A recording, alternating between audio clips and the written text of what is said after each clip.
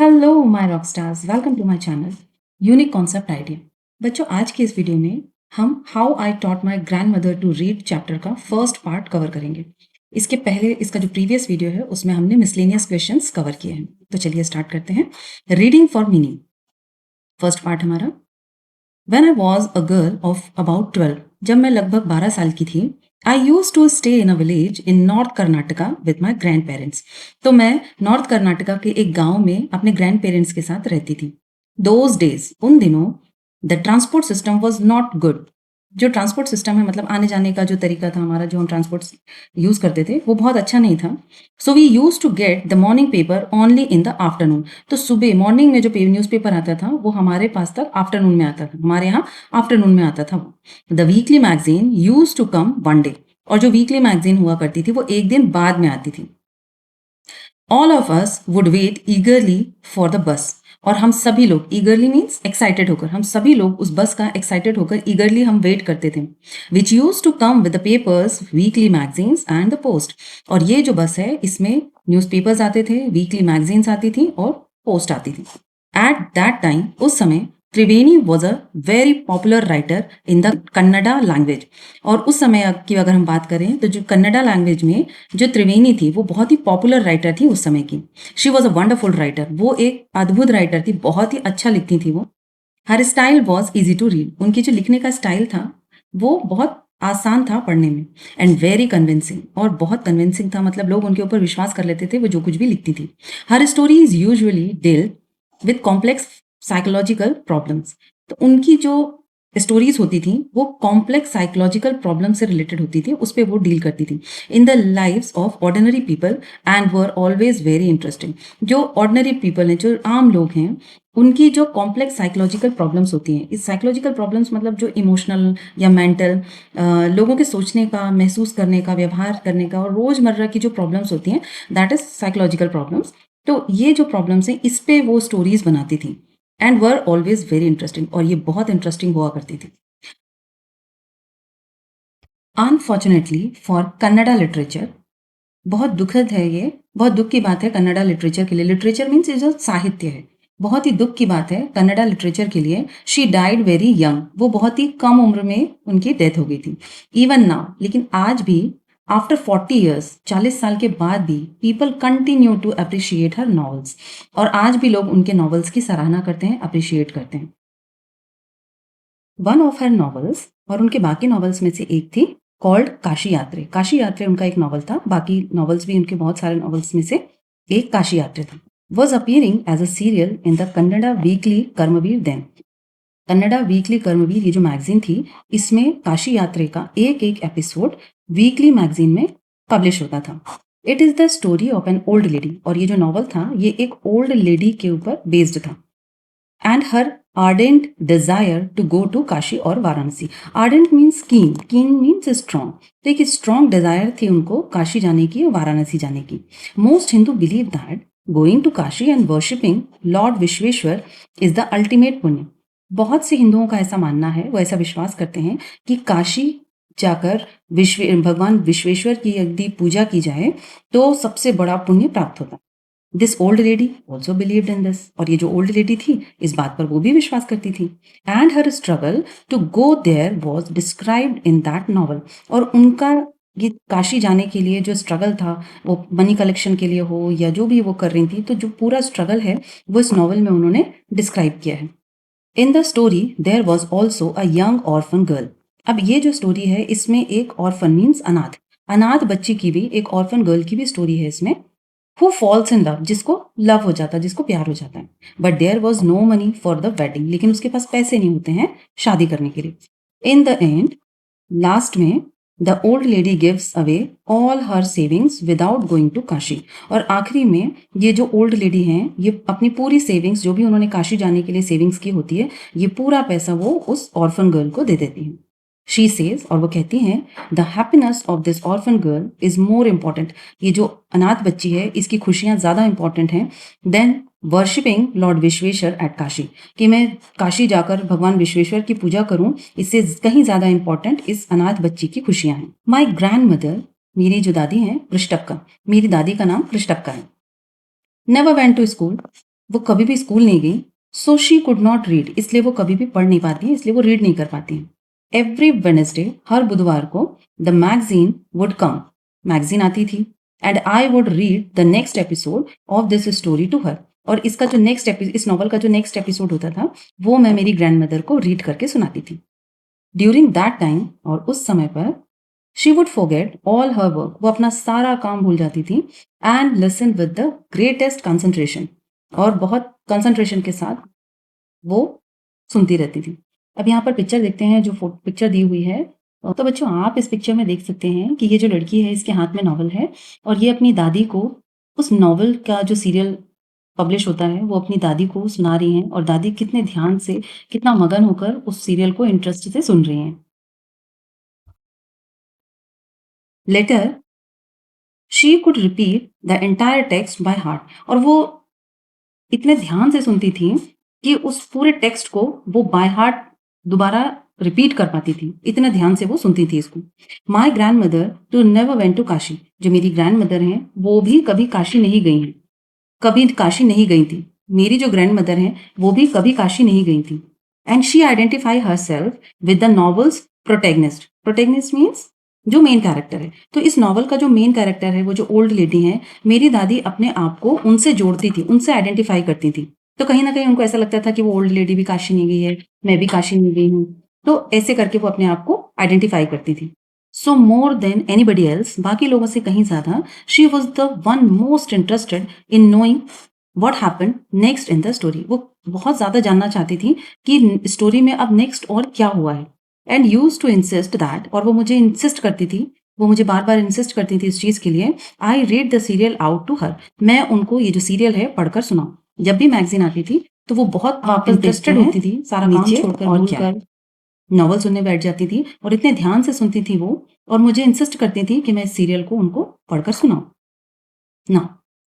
After hearing what happen next in Kashi यात्रा, ये सुनने के बाद कि काशी यात्रा जो है उसके एपिसोड में आगे क्या हुआ, she would join her friends, वो अपने फ्रेंड्स के पास जाती हैं। एट हर टेम्पल कोर्टयार्ड, मंदिर का जो आंगन है, वहां पर वो अपने फ्रेंड्स के साथ बैठकर बातें करती हैं।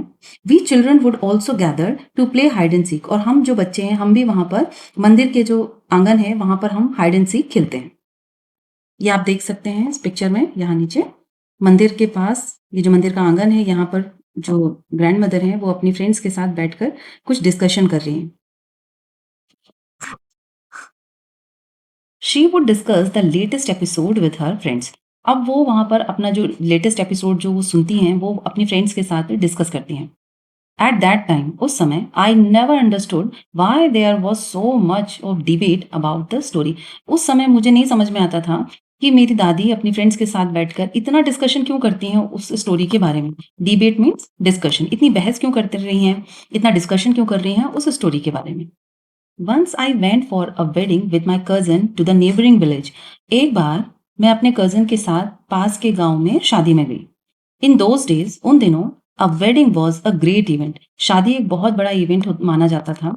We children enjoy ourselves thoroughly, हम बच्चे पूरे तरीके से उस जगह को, उस छुट्टियों को पूरा एंजॉय करते थे। शादी के लिए हमको जो फ्रीडम मिलती थी, वहां पर हम बहुत एंजॉय करते थे। We would eat and play endlessly, हम वहां पर खाना खाते थे, हम खेलते रहते, कंटिन्यू हम खेलते रहते थे। Savouring the freedom, savouring means enjoy it to the fullest, मतलब पूरे तरीके से हम एंजॉय करते थे अपनी आज़ादी को। Because all the elders were busy, अब शादी में एल्डर्स तो बिजी हो जाते थे, तो हम बच्चे फ्री होते थे, और इस फ्रीडम को हम पूरे तरीके से एंजॉय करते थे। I went for a couple of days, मैं वहां कुछ दिनों के लिए गई थी, but ended up staying there for a week, लेकिन मैं पूरे हफ्ते के लिए वहां पर रुक गई। When I came back to my village, और जब मैं अपने ग्रैंड मदर इन टीयर्स, और मैंने देखा कि जो मेरी ग्रैंड मदर थी, वो रो रही थी। आई वॉज सरप्राइज, मैं बहुत हैरान रह गई, मैं सरप्राइज थी, for I had never seen her cry even in the most difficult situation, मैंने उनको इतनी बड़ी से बड़ी प्रॉब्लम्स में भी कभी रोते नहीं देखा था, चाहे प्रॉब्लम कितनी भी बड़ी हो, मैंने उनको कभी रोते नहीं देखा था। वॉट हैड हैपेंड, क्या हुआ, आई वॉज वरीड, मुझे चिंता होने लगी कि क्या हुआ। अव्वा, इज एवरीथिंग ऑल राइट, अव्वा, क्या सब कुछ सही है, आर यू ओके, आप ठीक हैं। आई यूज टू कॉल हर अव्वा, मैं मेरी ग्रैंडमदर को अव्वा बुलाती थी, which means mother in the Kannada spoken in north Karnataka. North Karnataka में जो कन्नडा लैंग्वेज है वहां पर अव्वा का मतलब मदर होता है। She nodded. नोडेड मीन्स उन्होंने रिप्लाई किया, हाँ में सिर हिला दिया बस। बट डिड नॉट रिप्लाई, लेकिन कुछ रिप्लाई नहीं किया, कुछ बोला नहीं। आई डिड नॉट अंडरस्टैंड, मुझे कुछ समझ में नहीं आया। And I forget about it, और मैं भूल गई। इन द नाइट, रात को, आफ्टर डिनर, डिनर के बाद, we were sleeping in the open terrace of our house. हम हमारे जो ओपन टेरेस है वहां पर, अब हमारे घर का जो ओपन टेरेस है वहां पर हम रात को सोते थे। तो आप पिक्चर में देख सकते हैं, ये जो ओपन टेरेस है, छत है शायद ये, और यहाँ पर ओपन टेरेस में वो गांव में सोते ही हैं समर में। It was a summer night, क्योंकि ये गर्मियों के दिन थे, गर्मियों की रातें थी। And there was a full moon, और पूरा चांद निकला हुआ था। अव्वा केम, अव्वा आई, and sat next to me, और मेरे पास आकर बैठ गई। Her affectionate hand touched my forehead, उनका प्यार से भरा हाथ उन्होंने मेरे फोरहेड पे टच किया। आई रियलाइज्ड, मुझे समझ में आ गया था, शी वॉन्टेड टू स्पीक, वो कुछ बोलना चाहती हैं, वो कुछ कहना चाहती हैं। आई आस्क्ड हर, मैंने उनसे पूछा, व्हाट इज द मैटर, क्या बात है।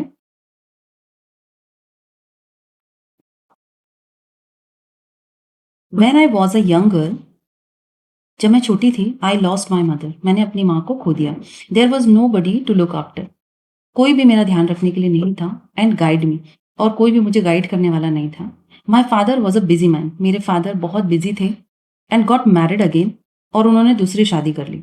इन दोज डेज, उन दिनों, people never considered education essential for girls. उस समय लोग गर्ल्स एजुकेशन को एसेंशियल नहीं मानते थे, मतलब ज़रूरी नहीं समझते थे कि गर्ल्स को पढ़ाना चाहिए। So I never went to school, इसलिए मैं स्कूल नहीं गई। I got married very young, जब काफ़ी कम एज में ही मेरी शादी हो गई थी। एंड हैड चिल्ड्रन, और बच्चे भी हो गए, मतलब काफ़ी कम एज में उनकी शादी हो गई और बच्चे भी हो गए थे। आई बिकेम वेरी बिजी, और मैं बहुत बिजी हो गई थी। Later I had grandchildren and always felt so much happiness in cooking and feeding all of you. और जो मेरे ग्रैंड चिल्ड्रन थे, उनको खाना बनाना, उनको खाना खिलाना, इन सब में मुझे बहुत खुशी मिलती थी। At time I used to regret not going to school, पर उस समय भी मुझे बहुत रिग्रेट था, बहुत पछतावा था कि मैं स्कूल नहीं गई। सो आई मेड श्योर, तो मैंने ये श्योरिटी रखी, ये श्योर किया, that my children and grand children studied well, इसलिए मैंने मेक श्योर किया कि मेरे बच्चे और जो मेरे नाती पोते हैं, मेरे चिल्ड्रन और ग्रैंड चिल्ड्रन, ये सब अच्छे से पढ़ाई करें। तो चलिए बच्चे, now next, check your understanding. कुछ क्वेश्चंस दिए हुए हैं यहाँ पर, देख लेते हैं इनको। First, complete the cause and effect table given below based on part 1 of the story. Table में कुछ कॉजेस और कुछ इफेक्ट्स दिए हुए हैं, मतलब क्या कारण रहा होगा और उसके इफेक्ट क्या हुए हैं वो देख लेते हैं। Share your answer with your classmates and teachers, और आपके जो भी आंसर्स हों आप उसको क्लासमेट्स और अपने टीचर के साथ शेयर कर सकते हैं। सो फर्स्ट बच्चे, the morning papers arrived late in the day and weekly magazines would come one day late. तो ये जो मॉर्निंग न्यूज़पेपर था ये लेट हो जाता था, दोपहर को मिलता था इनको, और जो वीकली मैगजीन थी वो एक दिन बाद आती थी। ये इफेक्ट था। इसके कारण क्या थे, इसके कॉजेस क्या थे? Because the transport system was not good. Now next, the grandmother Krishtakka never went to school. जो ग्रैंड मदर थी कृष्टक्का, वो कभी भी स्कूल नहीं गई थी, ये कारण था। उसका इफेक्ट क्या हुआ? She could not read and right, वो कभी भी पढ़ भी नहीं पाई और उनको लिखना भी नहीं आया। Next, third, she was deeply interested in the story and discussed it with her friends. बहुत ज़्यादा इंटरेस्टेड थी वो उस स्टोरी को, और वो अपनी फ्रेंड्स के साथ डिस्कस भी करती थी। इसका कॉज, इसका कारण क्या था? She identified herself to the main character, क्योंकि वो उस नॉवल में जो ग्रैंड मदर थी, जो नॉवल में जो ओल्ड लेडी थी, उससे वो अपने आप को कहीं ना कहीं आइडेंटिफाइड करती थी, अपने आप को वो जोड़ती थी। Now next, the narrator went to a wedding for a week. जो नरेटर थी, जो गर्ल थी, वो वेडिंग में, शादी में एक हफ्ते के लिए गई हुई थी। सो उसका इफेक्ट क्या हुआ? The grand mother could not here the next episode. जो ग्रैंड मदर थी उनको उस नॉवल का जो नेक्स्ट एपिसोड था वो पता ही नहीं चल पाया, वो सुन ही नहीं पाई। ओके, फिफ्थ पॉइंट, इफेक्ट है, the grandmother never went to school. Grandmother कभी भी स्कूल नहीं गई। कॉज क्या था, कारण क्या था? Because education was not essential for girls that time. Education was not essential for girls. Girls education उस समय इतना इंपॉर्टेंट नहीं माना जाता था, ज़रूरी नहीं माना जाता था, इसलिए वो कभी भी स्कूल नहीं गई। Now sixth, the grandmother regretted not going to school. जो ग्रैंड मदर हैं उनको आज भी पछतावा है, वो रिग्रेट करती हैं कि वो कभी भी स्कूल नहीं गई। तो इसका इफेक्ट क्या है? She made sure that her children and grand children studied well. तो उन्होंने मेक श्योर किया, उन्होंने पूरी कोशिश की कि उनके जो बच्चे हैं और जो उनके नाती पोते हैं वो अच्छी पढ़ाई करें। Okay, now second question, do you think the narrator expected to see her grandmother in tears when she return to the village? आपको क्या लगता है जो नरेटर थी उनने एक्सपेक्ट किया था कि जब वो शादी में जहाँ गई हैं वो वहां से जब वो लौट कर आएंगी तो उनकी ग्रैंड मदर की आंखों में उनको टीयर्स मिलेंगे, आंसू देखने के लिए मिलेंगे? इफ यस वाई, अगर हाँ तो क्यों? इफ नो वाई नॉट, तो अगर नहीं तो क्यों नहीं? तो आंसर बच्चे नो, उन्होंने कभी भी एक्सपेक्ट नहीं किया था। शी नेवर एक्सपेक्ट दैट कि उनकी जो ग्रैंड मदर है वो कभी भी रोएंगी, because she never seen her cry in the most difficult situation, क्योंकि उन्होंने इतनी मोस्ट डिफिकल्ट सिचुएशन भी रही है लाइफ में पर कभी भी अपनी ग्रैंड मदर को रोते हुए नहीं देखा है। ओके, तो बिल्कुल एक्सपेक्टेड नहीं था ये कि जब वो विलेज से लौट कर आएंगी तो उनकी जो ग्रैंड मदर हैं वो उनकी आंखों में आंसू रहेंगे। Now third question, how might the narrator help her grandmother to fulfil her desire to learn to read and write? अब जो ग्रैंड मदर हैं, हमारे जो नरेटर हैं, ग्रैंड मदर की जो बेसिक रिक्वायरमेंट है, बेसिक जो उनकी डिज़ायर है कि उनको रीडिंग आए, राइटिंग आए, ताकि उनको किसी की ज़रूरत ना पड़े। तो इस डिज़ायर को पूरी करने के लिए, इस डिज़ायर को फुलफिल करने के लिए जो हमारी नरेटर हैं वो अपनी ग्रैंड मदर के लिए क्या कर सकती हैं, कैसे उनकी हेल्प कर सकती हैं? तो बच्चे वो उनको टीच कर सकती हैं, लेटर्स, वर्ड्स, रीडिंग सिखा सकती हैं वो उनको, तो ग्रैंड मदर को भी आने लगेगा। So we can write the answer by teaching her letters, words and reading regularly. Okay, तो बच्चे यहाँ पर हमारा पार्ट 1 कंप्लीट होता है। अब पार्ट 2 हम हमारे नेक्स्ट वीडियो में कंप्लीट करेंगे, जो कि इस चैप्टर का थर्ड पार्ट होगा, हमारी इस वीडियो का थर्ड पार्ट होगा। Okay, stay connected. Thank you very much.